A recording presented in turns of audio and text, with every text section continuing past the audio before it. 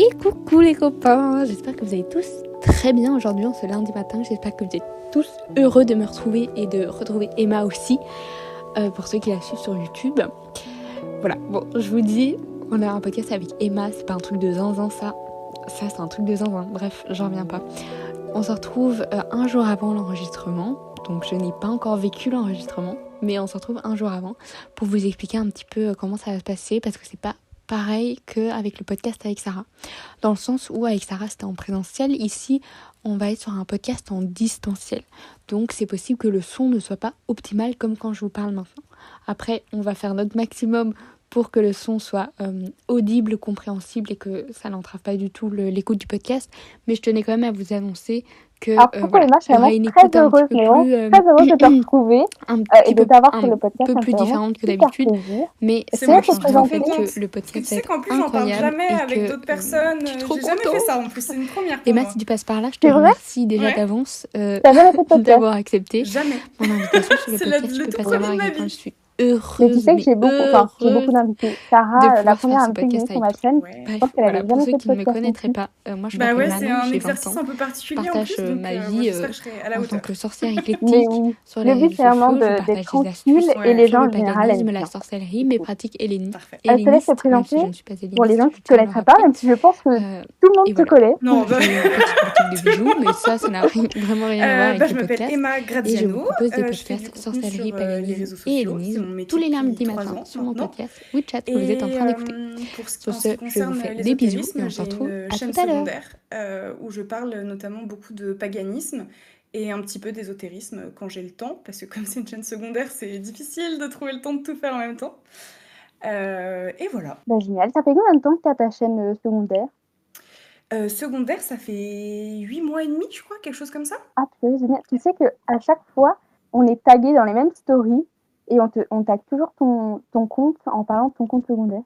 Et j'ai l'impression que c'est une référence. Alors que pas du tout. En plus, je poste rarement des vidéos parce que j'ai du mal. C'est moi qui fais le montage, donc il faut que je trouve du temps, il faut que je tourne, puis il faut écrire les scripts et tout.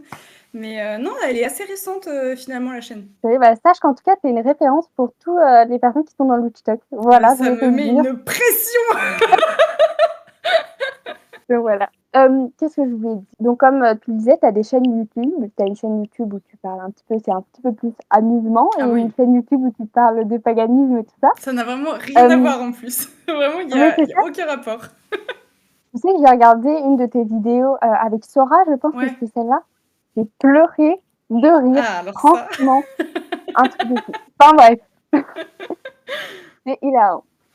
Est-ce que tu sais nous parler un petit peu de ton parcours dans l'ésotérisme? Comment est-ce que tu es tombée dedans? Qu'est-ce qui t'a intéressé, etc. En fait, j'ai commencé assez jeune. Alors, mon parcours, il est un peu bizarre. Bon, c'est atypique, on va dire. La première chose à laquelle je me suis intéressée, c'est le développement personnel. Et je pense que j'étais en 6e.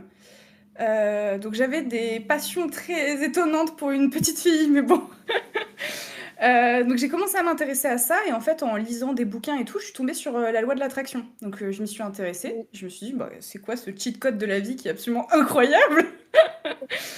Et en même temps, du coup, je me suis intéressée à la physique quantique. Et en fait, en m'intéressant à la physique quantique, je suis tombée sur des articles qui parlaient d'ésotérisme et qui faisaient le pont, en fait, entre physique quantique et ce qu'on n'arrive pas à expliquer aujourd'hui, et qui, du coup, on casse ça dans... Enfin, ouais, on appelle ça l'ésotérisme, tu vois. Tout ce qu'on n'explique pas encore scientifiquement, c'était un peu relayé au rang d'ésotérisme.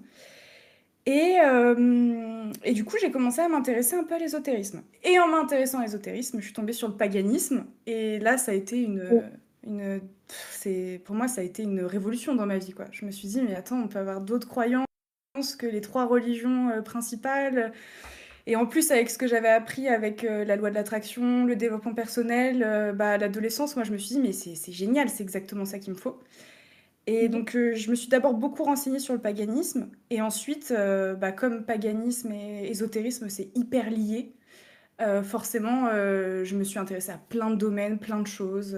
Et j'ai construit une petite base et je m'en sers un peu au quotidien, quoi. Et franchement, en plus, si tôt, je veux dire, moi, j'ai débuté dans l'ésotérisme il y a 2-3 ans. C'est-à-dire quand j'avais 16-17 ans. C'est jeune déjà. T'as quel âge? Oui, c'est vrai. En 6e, t'as quel âge? Je pense que j'avais 12 ans, un truc comme ça, ouais, 12 12-13 ans. ans. Et est-ce que tu as Mais utilisé la loi de l'attraction dans ta vie en général? en fait, en lisant, en apprenant ce que c'était, je me suis rendu compte que depuis petite, je le faisais, mais instinctivement. Tu sais, il y a beaucoup de gens qui sont comme ça, c'est les rêveries compulsives. Toute la journée, dans ma tête, je me faisais des films de comment ma vie pourrait être, qu'est-ce que je pourrais changer, améliorer et tout. Et c'était pas juste de la visualisation, tu sais, c'était vraiment, je ressentais les émotions comme si j'avais Mmh. déjà cette vie-là et des fois, j'étais trop heureuse pour rien alors que moi, ma vie n'avait pas changé, tu vois. Oui. Et en grandissant, je me suis dit, ah, c'est marrant, en fait, j'avais déjà des petits mécanismes comme ça et je Mmh. pense que ça m'a bien aidé. Je pense que ça m'a vraiment aidé parce que bah, aujourd'hui, par rapport au métier que je fais, je pense que c'est quelque chose que j'ai manifesté vraiment intensément à un moment donné quand j'étais plus jeune. Ouais. Et voilà quoi. Tu as toujours eu cette croyance de, «Je finirai ma vie là où je veux la finir».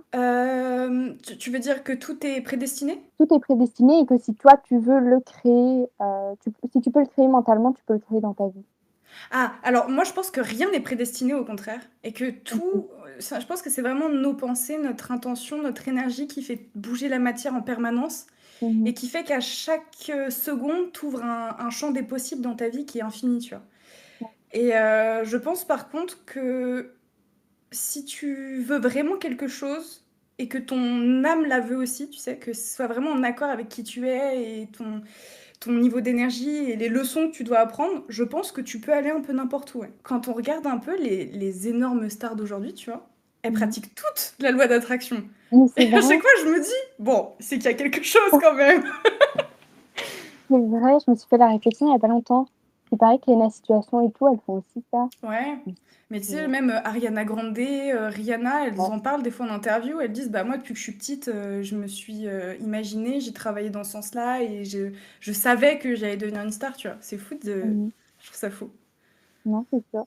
Est-ce que tu peux nous donner ta définition de la sorcellerie, s'il vous plaît? Pour moi, la sorcellerie, c'est une pratique magique Mmh mh. et qui, en fait, c'est tout simplement le fait de manipuler la matière dans un but précis en corrélation avec la volonté. Et quand tu dis matière, tu entends quoi par matière? En fait, pour moi, je sépare le plan énergétique, c'est-à-dire tout ce qui est du subtil, tout ce qui est de l'invisible, et la Mmh matière, mh. c'est tout ce qui est concret et tout ce qui est visible. Donc ça veut dire que OK. tu vas utiliser ou tu vas manipuler des plans plus subtils, donc invisibles, par exemple de l'énergie. Tu vas la Ouais. diriger dans un but précis et tu vas atteindre du coup la matière puisque ça va se manifester concrètement dans ta vie de tous les jours, quoi. La même définition que j'ai et que je trouve qu'on propage un peu sur les réseaux sociaux. Tu en Ouais. parles aussi dans tes vidéos, hem, du fait de manier les énergies et cetera. Est-ce que tu peux nous expliquer un peu la pratique dans laquelle, tu as débuté la sorcellerie pure et dure? Est-ce que Bonne tu as une question. pratique précise? Je pense que j'ai pas de pratique précise parce que moi j'adore toucher à tout. Je Mmh. m'intéresse à tout et surtout ce que je connais pas, ça m'intéresse. Mmh mh. Je pense que la première chose que j'ai faite, ça devait être une huile concentrée en énergie pour un truc précis, genre l'abondance ou tu sais, un truc comme OK. ça. Et les pierres aussi, je pense que c'est le premier truc qui m'a vraiment interpellée. Je trouvais ça joli en plus. Alors moi, si c'est joli et utile, c'est parfait. Tu l'as encore cette huile chez toi ou pas du tout? Oh non, je pense pas. Mais maintenant, j'en fais plein des huiles. J'ai une armoire où il y a plein d'huiles. Il y a l'huile abondance, l'huile finance, l'huile joie, l'huile bonheur. Je fais tout. Est-ce que tu peux nous partager peut-être une de tes recettes, d'huile ou, la dernière huile que tu as faite ou un truc comme ça? Bah tiens, il y a une huile qui va pas tarder là, ça va être le moment. C'est une huile que je fais à l'ITA.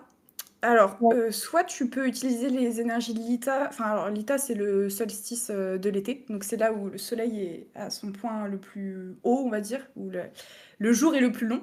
Donc le soleil a le plus d'énergie à nous donner. Et tu peux utiliser ces énergies-là soit pour faire, tu sais, une huile de rayonnement, donc pour, on va dire, attirer, bah, c'est notamment pour les gens qui, tu sais, qui ont des business ou des petits commerces, des choses comme ça. Mmh. Euh, Je suis une huile qui intéressée. va... Voilà.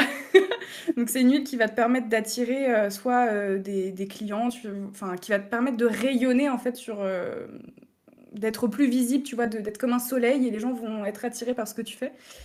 Ça, je le fais assez peu parce que j'ai pas encore de commerce. Mais après, sinon, celle que je fais souvent à Alita, c'est plutôt une huile, c'est une huile d'abondance que je fais, hein. Donc, je vais alors les correspondances, je ne les connais même pas par cœur. Mais je pense que si j'avais mis de l'huile d'olive, je pense. J'avais mis du Périgord dedans. En gros, j'utilise un bocal à confiture, genre un truc, c'est confiture de grand-mère. Je remplis d'huile et dedans, je vais mettre plein d'ingrédients qui vont avoir pour effet d'attirer l'abondance. Donc, j'avais mis des aimants, du Périgord, donc ça, c'est deux pierres. J'avais peut-être mis de la pierrite. J'avais mis des pièces de monnaie. J'avais mis en plantes, j'avais dû mettre basilic, menthe. Qu'est-ce que j'ai mis d'autre dedans? Il y en a une, je l'ai peut-être. Non, pas camomille. Faudrait que je la retrouve la recette. Mais bon, j'ai mis les plantes en lien avec l'abondance. Et j'avais consacré cette huile à Fortuna pour vraiment clôturer le truc. Et après, je la laisse en fait exposer sur un plateau doré en plein cagnard, tu vois. Et je la laisse de midi. Ouais, je la dépose vers midi et je la laisse jusqu'à ce que le soleil se couche. Et ensuite, je la laisse macérer pendant un bon moment. Je la laisse bien mijoter, prendre ses énergies. Et ensuite, j'utilise dans tout. Les rituels, les bains. J'adore faire des bains, moi. C'est une pratique qui est pas. Enfin, on la voit souvent sur les réseaux sociaux parce qu'elle est très esthétique, tu sais, prendre Ouais. des bains et tout. Et je sais pas s'il y a beaucoup de gens qui le font et tu mets ton huile, des petites fleurs, des trucs Ouais. comme ça. En fait, le Est-ce que bain, tu fais un c'est. rituel avant? Non, alors, si, je me purifie avant. Donc généralement, je vais prendre une Mm. petite douche où je vais me purifier avec de l'eau purifiante. Après, je passe Mm. l'encens, enfin, je m'en fume, je fais plein de petits rituels de purification. Mais le bain, c'est trop sous-coté. C'est trop bien à Oui. faire. Parce qu'en fait, tu peux venir, tu places tes pierres, tu places tes huiles, tu te crées un thé géant, tu macères dedans. Mais en fait, si par exemple, pour les gens qui manifestent, genre manifester avec les énergies que tu veux appeler à toi, dans le bain, mais c'est incroyable, hein. Si tu les ressens, tu vibres le truc, c'est. Puis quand tu ressors, tu sens que t'es rechargé, genre tu te sens puissant. Enfin, je trouve ça génial le bain, moi. Ouais, franchement, moi je conseille. C'est vrai que je le fais pas beaucoup. Je vais essayer de le faire parce que c'est vraiment dans les énergies et quand tu Mm, ressors, du coup, tu as toutes les énergies sur toi, quoi. exactement. Ah, d'ailleurs, faut pas s'essuyer quand on sort du bain. Tu sais, faut genre tu Ah, te laisses sécher l'eau à l'air libre. est-ce que tu as des petits rituels comme ça que tu fais un petit peu tous les jours, style avoir des petites pierres spécifiques dans tes poches ou des trucs comme ça? Alors, mon plus gros problème, moi, c'est le manque de temps. J'ai du mal et je pense que ça, d'ailleurs, personne, enfin, je vois rarement des gens en parler, mais des fois, ça m'arrive, je pratique pas pendant un mois, 2 mois, parce que j'ai pas le temps. Ouais. C'est pas l'envie qui manque, mais c'est vraiment le temps, quoi. Je pense les pierres, j'en ai toujours une à droite à gauche. D'ailleurs, je sais pas si tu vois, mais là, tout au fond, là, j'ai une labradorite et j'ai une améthyste juste là. Donc j'ai toujours des pierres un peu à droite à gauche. Les huiles, du coup, bah, alors moi je les fais une fois par an. Donc par exemple, l'huile que je fais à Lita, j'en fais un gros pot et en fait je l'utilise toute l'année et je la refais à Lita chaque année. Donc ça, pareil, les huiles, je les utilise tout le temps, quoi. Franchement, moi, je m'en mets partout sur le corps. Si j'ai besoin, j'hésite pas, quoi. Je me fais des bains avec, j'en mets dans les cheveux, partout. Et j'utilise beaucoup les brumes aussi, que je fais pas Tu fais maison. toi-même? Non, je les Ah, fais pas les brumes, mais je les achète en boutique et ça c'est vraiment le truc, c'est le matin, t'as besoin de motivation, je sais pas, t'as besoin de quelque chose pour même te protéger, tu vois. Bah un petit coup de brume et tu traces un sigil ou les tresses, tu vois, c'est plein de petits trucs comme ça que je vais faire tous les jours. Genre quand je me sens ok. un peu vulnérable, je vais faire une petite tresse ou je vais tracer des sigils, des runes sur le corps, quoi. Ouais. Ben, c'est vraiment une super technique. Moi aussi, je fais des traits. Tu sais, quand tu as besoin Ouais, d'un petit peu d'abondance ou quoi, hop là, c'est parti. exactement. Hyper simple, hyper rapide. Et c'est vrai qu'en sorcellerie, on parle pas assez du fait que des fois, t'as pas le temps, t'as pas l'énergie, et durant 3 mois, tu pries pas tes divinités et tu pratiques pas du tout, quoi. Exactement. Est-ce que tu es dans un panthéon spécifique, dans une croyance spécifique ou pas du tout? Euh, Non, je suis pas dans un panthéon spécifique parce que j'ai une croyance un peu particulière, c'est-à-dire que moi je crois beaucoup aux égrégores, tu sais, Ouais. les amas en fait énergétiques. Et je pense que les entités sont des égrégores et que c'est pour ça qu'il y a une espèce de forme d'échange, tu vois. Nous, on va leur donner de l'énergie en les vénérant, en leur faisant des offrandes. Et en échange, ils peuvent parfois impacter notre vie. Ce qui fait que je crois en tous les dieux du monde. C'est-à-dire que pour moi, il n'y a pas un dieu qui n'existe pas. Tu vois, je me dis, si Oui. tous les dieux sont des égrégores, bah, à partir du moment où il y a un humain pour le prier et le vénérer, c'est qu'il existe. Mhm. Oui, je suis totalement d'accord. Mais c'est ce qui fait aussi que, par contre, je pense pas qu'il existe un dieu qui soit omniprésent, omniscient, omnipotent et qui soit un dieu qui puisse tout vous... Enfin, tu sais, qui soit un peu l'archétype du dieu qu'on a en tête, notamment quand on parle de christianisme, tu vois, un grand monsieur à barbe blanche qui regarde sur les nuages ce qu'on fait et qui est capable de claquer des doigts et de tout régler en une seconde. Ça, j'y crois moins. Mais par contre, tout ce qui va être divinité païenne, donc ancien dieu, pour moi, je crois en tous, quoi. Donc, je peux prier n'importe quel dieu et enfin, ouais, je peux faire des offrandes à n'importe quel dieu, je peux honorer n'importe quel dieu, quoi. Les gens ont du mal à comprendre ça. Moi, je suis totalement dans la même optique que toi, du fait que je crois que toutes les divinités de la Terre sont des égrégores, mais y compris les anges, les démons, etc. Hmm. Et récemment, on m'a posé comme question, est-ce que tu crois au diable? Et j'ai répondu, bah, étant donné que je crois que toutes les divinités existent, je crois que le diable existe, mais je crois aussi que le diable, en tant que dans les religions satanistes, ça existe aussi, mais c'est pas pour autant que je vais aller au diable. Tu vois, les gens ont du mal à comprendre la subtilité et le fait que tu peux autant prier une divinité helléniste qu'une divinité mexicaine, qu'une divinité. Voilà, il faut absolument toujours se contenter d'un panthéon, d'une divinité. Ouais, en fait, je pense que c'est les religions monothéistes, tu sais, elles ont beaucoup de règles, beaucoup de codes. C'est des religions qui sont quand même assez strictes. Et je pense que du coup, dans la tête des gens, ils se sont vraiment imprégnés de ces codes-là. Ils se brillent d'eux-mêmes en se disant, ah bah non, on peut pas faire ce qu'on veut dans la spiritualité, alors que la spiritualité de base, c'est toi et toi. Les autres, ils font ce qu'ils veulent et toi, tu fais ce que tu veux. Et je suis totalement d'accord avec toi pour le diable parce que récemment, je me suis posé la question. Je me suis dit, mais parce que moi de base, je disais que je ne croyais pas au diable. Et en fait, je me suis dit, mais si je crois aux égrégores, ça veut dire que à force d'avoir peur de quelque chose, à force de nourrir enfin, l'énergie du diable, moi je pense que l'homme a créé, tu vois, cette entité-là, ou s'est caché même derrière lui. Mais du coup, je pense aussi qu'il existe différents diables. Parce que je pensais, tu sais, à Lucifer, qui lui en plus qui n'est pas le diable qui est responsable de la fin de l'humanité, de toutes les pires horreurs, mais qui est plutôt un ange déchu qui a décidé d'être un peu contre son père, tu vois, il y a tout ce truc-là, et je pense que vraiment, je vois, dans ma tête, il y a vraiment différents diables, quoi. Mais c'est ça, et aussi quelque chose qu'on ne dit pas, c'est que une divinité, étant donné que dans mes croyances, c'est un égrégore, un égrégore peut avoir différents aspects auprès de certaines personnes. Mais je pense même qu'il existe autant d'égrégores qu'il existe de personnes, tu vois. Parce que, par exemple, moi, la divinité que j'honore le plus, c'est Lilith.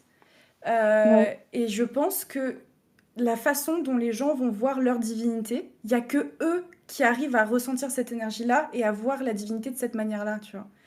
Et je pense que c'est tellement individuel qu'il y a autant d'égrégores que d'êtres humains sur cette planète. On peut penser à la même chose, on ne le percevra pas de la même manière. Alors, tu vas rire, mais juste avant que tu me dises Lilith, je sais pas pourquoi j'y pensais. Alors, on discutait et j'étais là en mode, ouais, il y a Lilith un truc quelque part. Je dis, c'est pas un truc de zinzin. Mais parce que moi, j'ai ce truc où je ressens les énergies des gens. Ouais. Et je sais pas. Là, j'ai ressenti Lilith. Donc, peut-être que ça veut dire qu'elle est proche de toi, mais voilà. Ah bah, peut-être.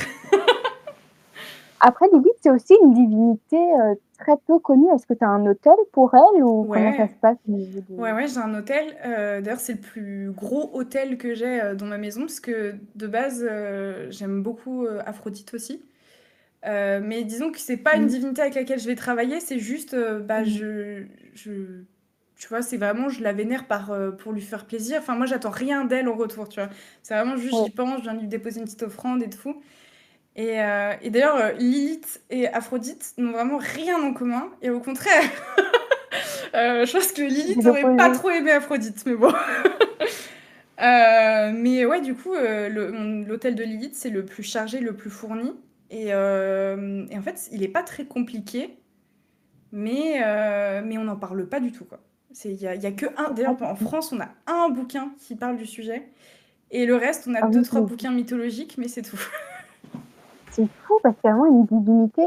Autant quand moi je ressens ces énergies, c'est une divinité extrêmement forte, une femme Ouais. vraiment indépendante, quoi. Mm.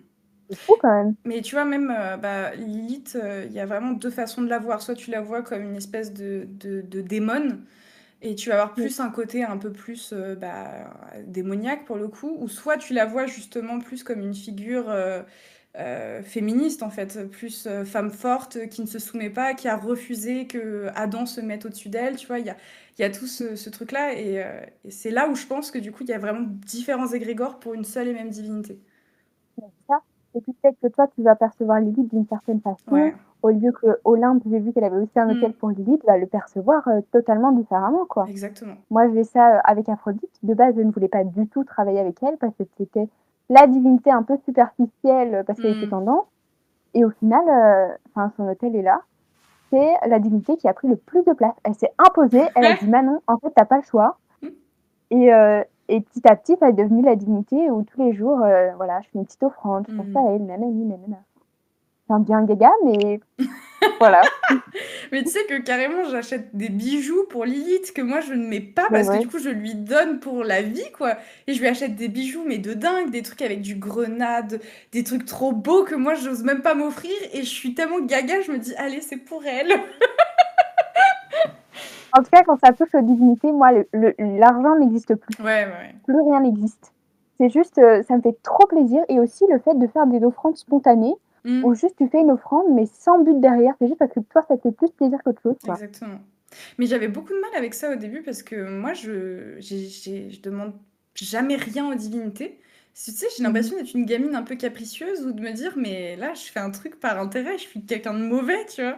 Et j'ai beaucoup de mal, du coup, à demander quelque chose en retour. Mais par contre, travailler avec les énergies, c'est un peu différent, je trouve, que de demander un service. Tu peux un petit peu expliquer ce que Par t'entends par... exemple, si je fais un rituel où j'ai besoin de concentrer beaucoup d'énergie, par exemple, dans une huile. On va reprendre l'huile, c'est le plus simple.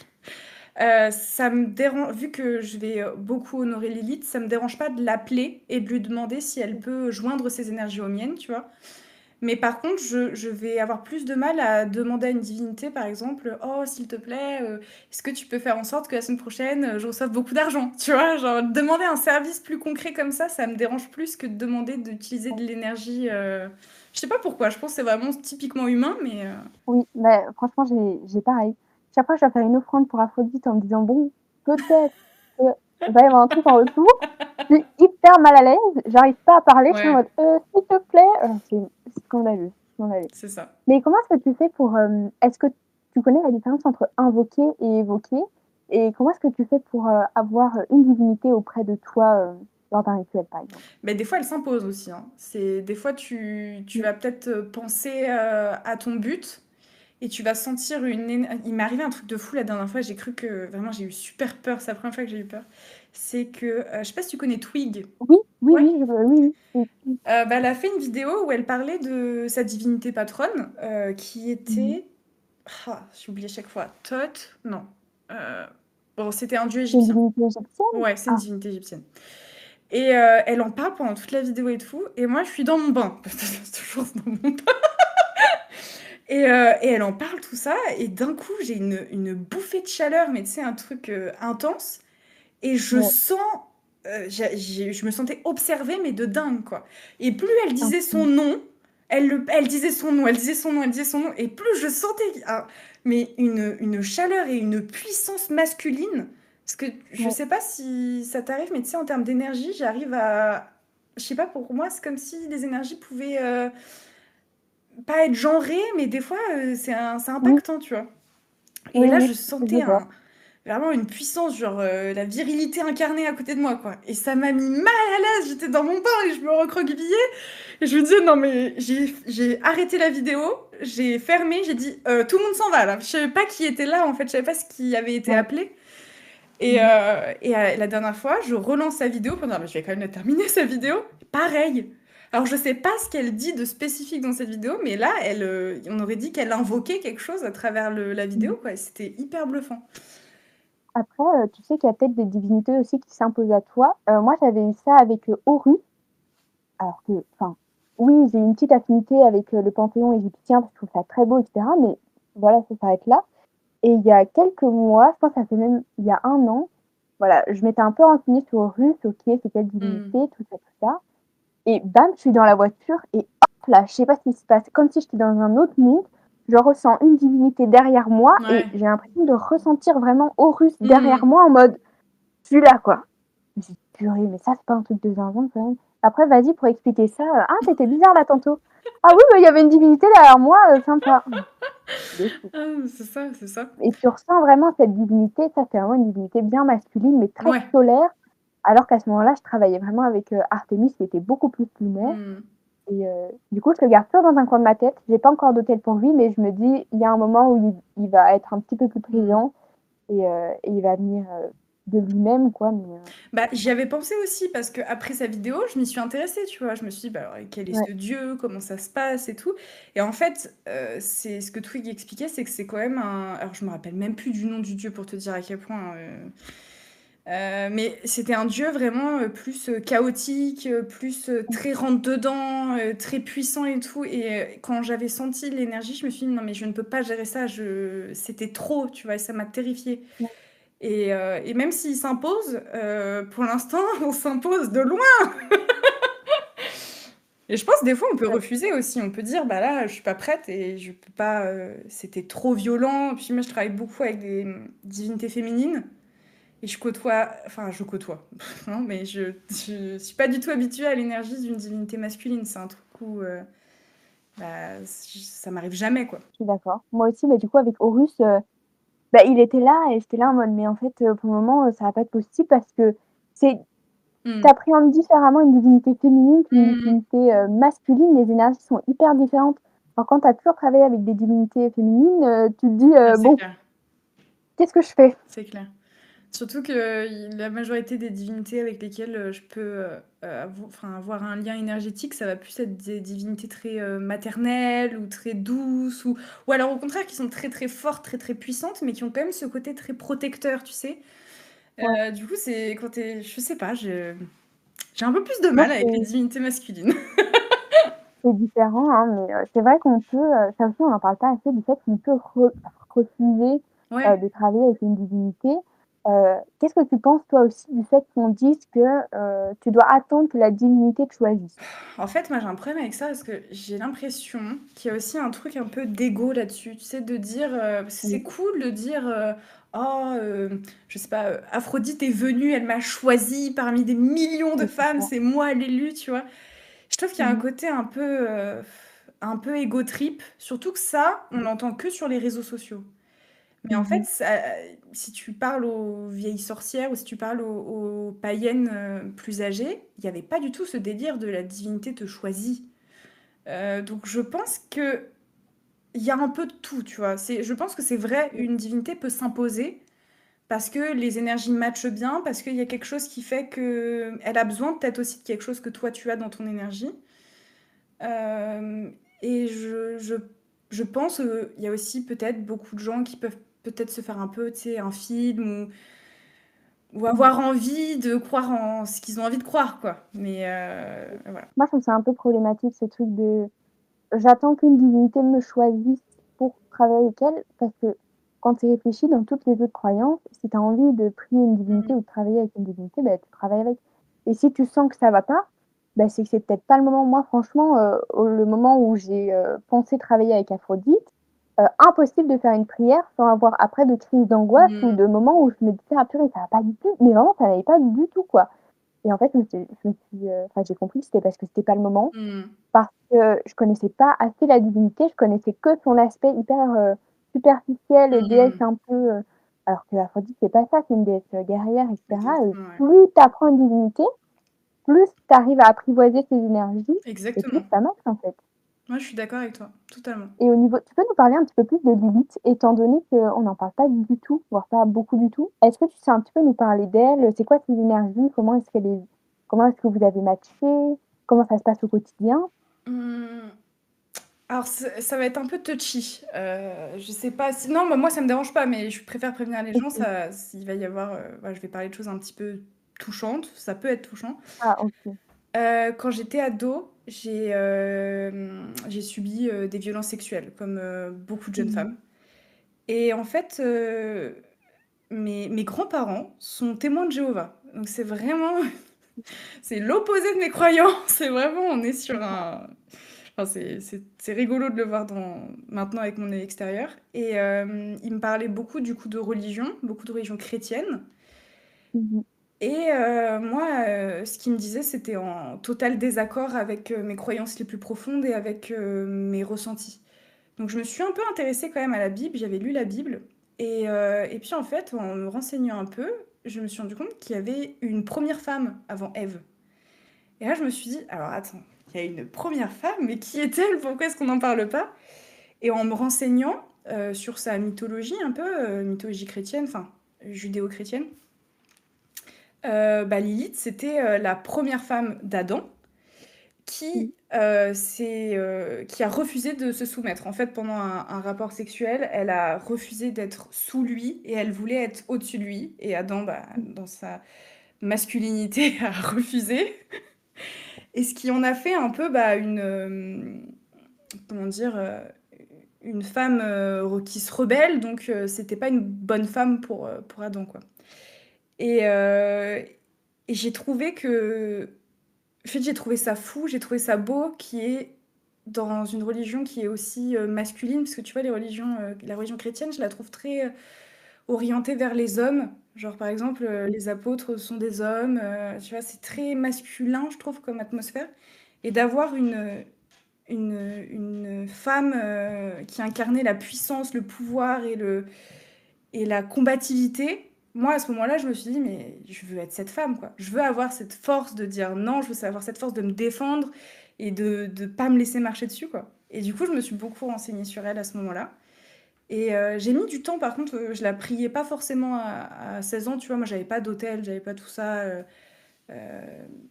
et je pense que c'était il y a, je pense que c'était vers mes 18 ans, où j'ai commencé vraiment à lui faire une place dans ma vie et à vraiment essayer de l'intégrer dans mon quotidien et de la prier, de la vénérer, de lui faire des offrandes, quoi. Bah, écoute, c'est une très belle histoire, ça doit être, très, enfin, très compliqué. Hem et est-ce qu'elle se manifeste dans ta vie quotidienne? Eh Enfin, bien, moi, par alors exemple, je sais qu'avec Aphrodite, voilà, c'est un petit peu ouais. chaque jour, elle est là ou pas. Et ben c'est fou parce que tu vois, la majorité des gens, parce qu'il y a je connais très peu de gens qui vont, vénérer Lilith ou qui vont la en tout cas la prier ou qui vont avoir une connexion énergétique avec eux, mais les personnes qui en parlent à chaque fois, ils ont une vision d'elle très, très forte, très, tu sais, limite un peu méchante, même voire démoniaque, Ouais. un peu sombre, un peu, Mmh elle mh. te donne pas d'amour, tu sais, très dure, très rêche et ben moi je trouve pas du Ouais. tout. Je trouve au contraire que, en tout cas, avec les femmes, je la trouve très douce et je la trouve vraiment comme, elle a plus une énergie, maternelle. C'est-à-dire qu'elle va venir, elle va vraiment t'envelopper, tu sais? Et elle va venir pour te protéger. Par contre, quand tu fais de la merde, elle est un peu virulente, Je peux quoi. bien comprendre. Voilà. Mais c'est vraiment ce côté plus maternel et plus, ouais, elle te donne cette, alors c'est un peu difficile à dire. Je dirais que, tu sais, elle est hyper puissante. Genre, elle dégage une quantité d'énergie qui est phénoménale. Et de l'énergie libre, tu sais? Une énergie pas qui est sous contrôle. Exactement. Ouais, c'est ça, une énergie qui se répand et enfin, elle sait la contrôler, mais tu sais, vraiment une énergie qu'elle laisse comme ça, t'envahir et elle se bride pas, tu vois? Et Oui. je la trouve vraiment douce quand même dans son approche et ouais, en termes de protection, pour être protégée, moi je trouve qu'il y a pas mieux qu'elle, quoi. Franchement, c'est enfin, très beau ce que tu racontes en tout cas. Mais c'est vrai qu'on n'en entend pas du tout. Enfin, moi, la seule fois où j'en ai entendu parler de Lilith, c'est vraiment, parce que Olympe en avait parlé. Je pense que tu en parles pas forcément Non, c'est la sur tes première fois que je réseaux. parle de mes croyances d'ailleurs, parce que je me confie jamais là-dessus. Ça te met mal à l'aise? Non, c'est pas que ça me met mal à l'aise, mais c'est que, tu sais, sur mes réseaux, moi, je suis pas là pour imposer ou pour donner ma vision des choses. Je Oui. suis plutôt là pour relayer des informations, pour partager et pour que les Mmh. gens puissent avoir le ouais, en fait, l'objectif, c'est vraiment que les gens aient le plus d'informations possible et qu'ils se fassent leur propre avis. Et du coup, je Ouais. trouvais qu'en parlant de mes croyances, bah, ça allait forcément un peu, tu sais, résonner dans la tête des gens en se disant: «Ah, mais si elle pense ça, peut-être faut que je fasse comme ça». Alors que moi, ce que j'aimerais, c'est que les gens se disent putain, ça c'était trop intéressant, je fais mes recherches. Bah, je suis pas d'accord avec elle, mais Mmh. je vais aller à droite et elle, elle veut aller à gauche. Bah, c'est très bien comme ça, quoi.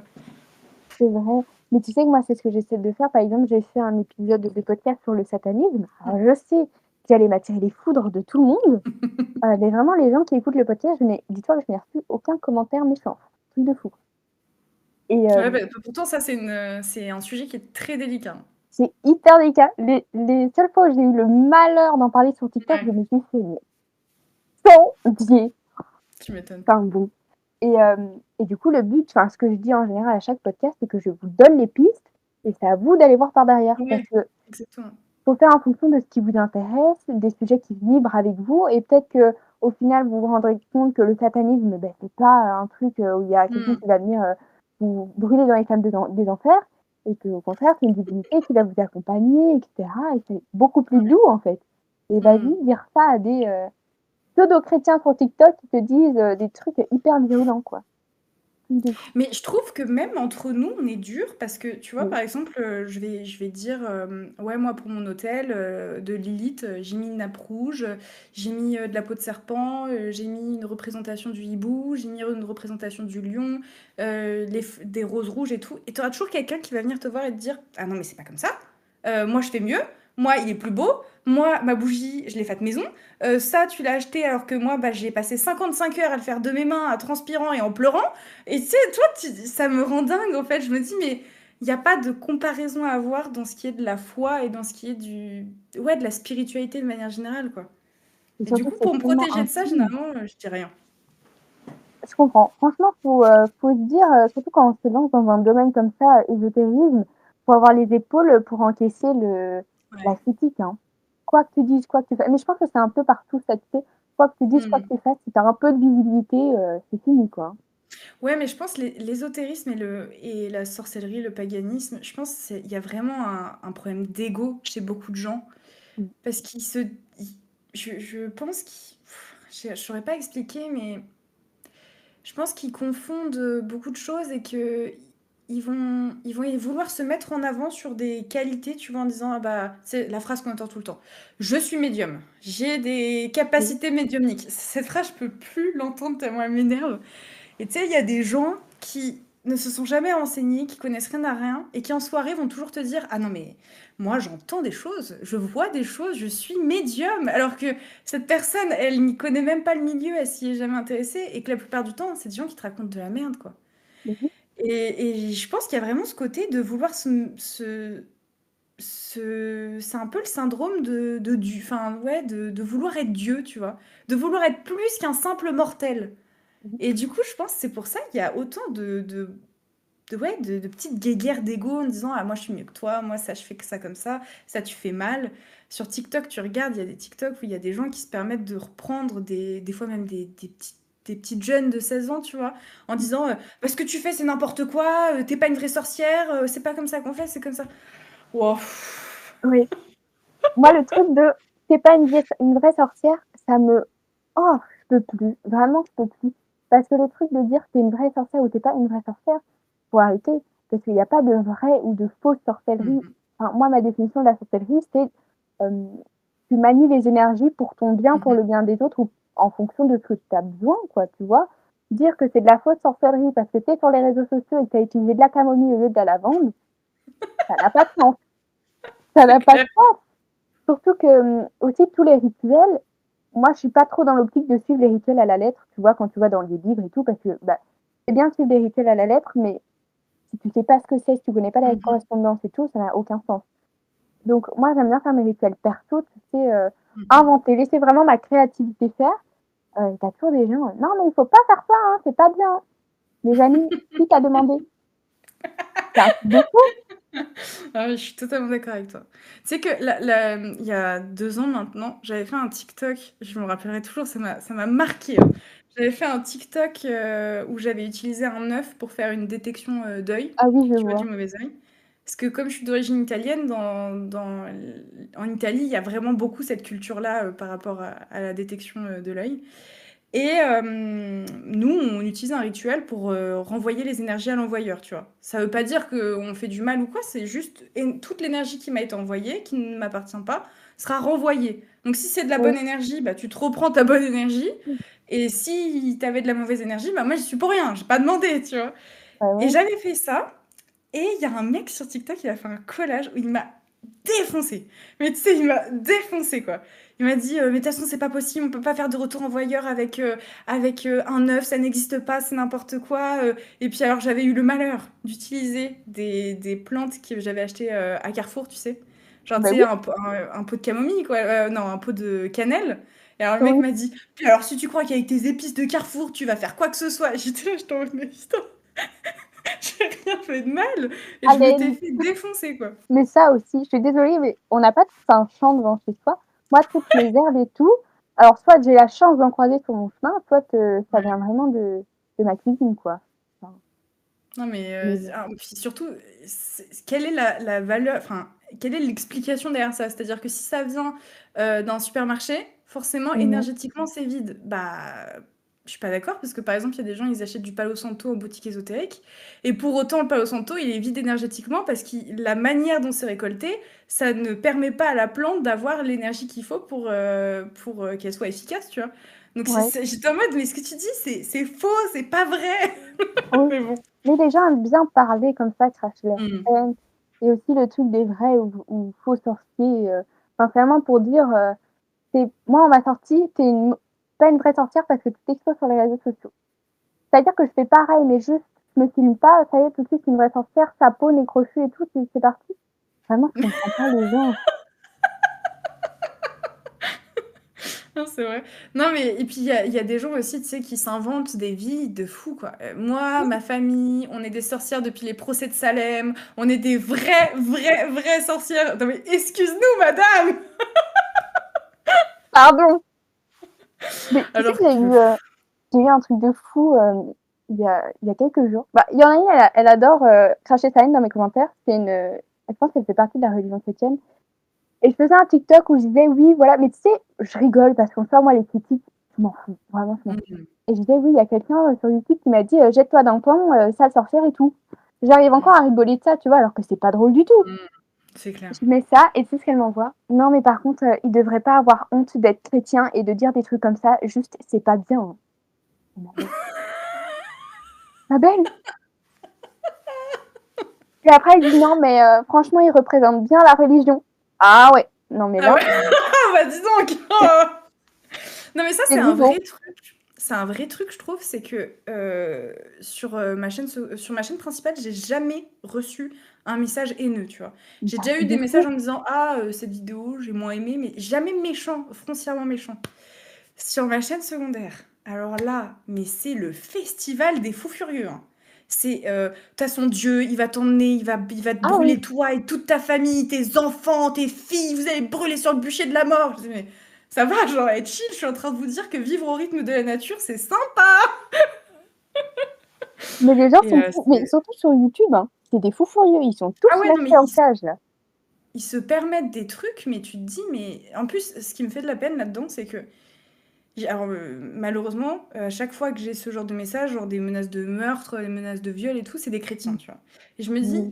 «Vous n'avez même pas compris votre propre religion» Mais merci. et ça Merci. me rend dingue, ça me rend dingue. Et puis alors quand tu parles de paganisme et que tu parles de fêtes païennes en disant que ce sont les ancêtres des fêtes chrétiennes, alors là, T'as non. signé ton accord. Là, c'est fini pour toi. C'est vrai. Alors qu'ils connaissent même pas l'histoire de leur propre religion. Pour eux, ils pensent que l'humanité est née chrétienne. Mais il y a quand même 300 000 ans d'histoire avant la chrétienté. Ça me Mais rend folle. les gens ferment les yeux, mais c'est problématique, hein. Franchement, c'est problématique.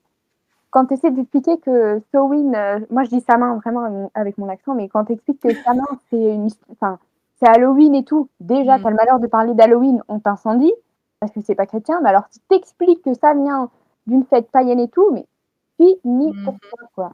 Et je trouve que c'est un truc de fou parce qu'en plus, c'est les premiers à parler, mais ils ne savent pas de quoi ils parlent. Enfin, c'est dommage parce que pour moi, la religion chrétienne, c'est vraiment une religion où, moi, étant donné que, comme je te dis, toutes les divinités existent, bah, pour moi, Jésus existe, Marie existe et tout ce qui s'ensuit. Donc moi, j'ai pas de problème à porter des croix pour la protection, à aller dans des églises, à me recueillir auprès de Jésus parce qu'il a une énergie quand même assez réconfortante, je trouve.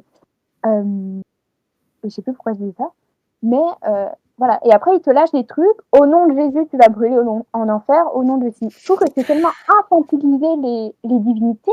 Ouais. Ça ne choque personne d'infantiliser comme ça des divinités en disant oui, il va faire ci, il va faire ça, là. Mais par contre, il n'y a que Dieu qui juge. Surtout que des fois, tu sais, je pense à ces divinités-là et je me dis, mais si s'ils entendaient ce que les gens disaient à leurs propos ou ce qu'ils disaient en leur nom, si c'est vraiment des divinités bienveillantes, comment ils doivent être énervés de voir qu'en leur nom, on puisse dire des horreurs pareilles, quoi. Ben oui. Et quand tu vois qu'au nom des dieux, il y a des guerres, mais ça, c'est horrible. C'est un truc, mais parce que je parle pas au niveau des guerres, mais je pense que les gens qui crachent leur haine sur les réseaux sociaux, moi de base, je me disais, c'est parce que c'est des gens qui aiment tellement leur religion qu'ils ne supportent pas. Bah non, arrête. Vraiment, c'est des gens qui ne connaissent pas leur dignité, qui veulent prouver leur foi sur la place publique, alors que recueille-toi, tu vois. En fait, j'ai jamais compris ce truc de vouloir que les autres se convertissent à ta religion, tu vois. Je trouve qu'il n'y a pas ça dans le paganisme, on n'a pas de prosélytisme, surtout dans le néopaganisme, on a vraiment encore moins ça. C'est limite l'inverse, c'est t'es sûr de vouloir être païen parce que nous on est bien entre nous, tu vois, il y a beaucoup de gens qui veulent pas accepter de nouvelles personnes. Et j'ai jamais compris cette volonté de vouloir convertir l'humanité entière et que tout le monde pense comme toi et la même vision de la religion que toi et prie le même Dieu. Je comprends pas ce délire. C'est un truc qui me dépasse complètement. Moi aussi. Ou alors ma belle, ce que tu es en train de faire, c'est péché, tu vas finir en enfer. Et si j'ai envie de finir en enfer? Et si vraiment je finis brûlée dans les flammes des enfers? Qu'est-ce que ça va faire à ta vie? C'est clair. Tu vois? Ce fait t'as le culot d'envoyer un commentaire hyper méchant, hyper virulent pour te dire Dieu va te guider, nanana.